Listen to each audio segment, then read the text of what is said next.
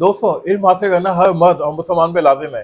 ہم کیا کرتے ہیں, ہم تنقید کرنے لگ جاتے ہیں کہ بھائی فلاں شخص صحیح نہیں ہے, فلاں مولانا صحیح نہیں ہے, چاہے وہ کسی بھی مکتب فکر کا ہو. لیکن جب بات کی جائے گی کہ بھائی آپ خود علم سیکھیں, لوگوں کو سکھائیں کہ صحیح مسلمان کیسا ہوتا ہے, اپنی اولادوں کو اس حوالے سے ٹرین کریں کہ بھائی سچا پکا مسلمان کیسا ہوتا ہے, تو وہ کیا کرتے ہیں کہ نہیں بھائی ہم ایسا نہیں کر سکتے, یہ ہمارا کام نہیں ہے, یہ ممبر پہ بیٹھ کے تبلیغ کرنا کام نہیں ہے.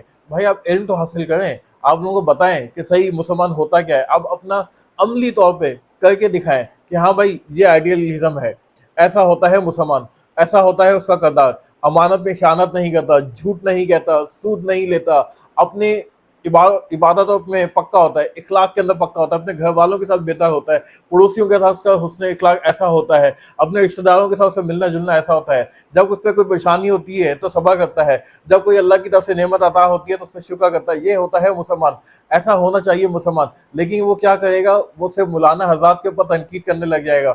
ہمیں اس حوالے سے لازم سوچنا چاہیے کہ ہم کہہ کیا رہے ہیں, کرتے کیا ہیں, کہتے کیا ہیں. ہمیں بڑا محتاط ہونا چاہیے اس حوالے سے. ہاں آپ سوالات کریں, اور مولانا حضرات کا بھی کام ہے کہ اس کا تحمل کے ساتھ جواب دے, ریئیکشن نہ دے جیسے صحابہ کرام کے دور میں ہوا کرتا تھا. لیکن کہیں نہ کہیں obviously no one is perfect, یہ چیز آپ اپنے مائنڈ میں رکھیں کہ کوئی پرفیکٹ نہیں ہوتا, 100% کوئی بھی نہیں ہے. لیکن ہمیں کیا کرنا ہے, اپنا کو ٹرین کرنا ہے, علم حاصل کرنا ہے, پھر جو ہمارے ذہن میں سوالات ہیں وہ پوچھیں اور مولانا حضرات اس کا جواب دیں. لیکن اپنا کردار کو بھی روشن کریں, علم لازم خود بھی سیکھیں اور لوگوں کو بھی سکھائیں.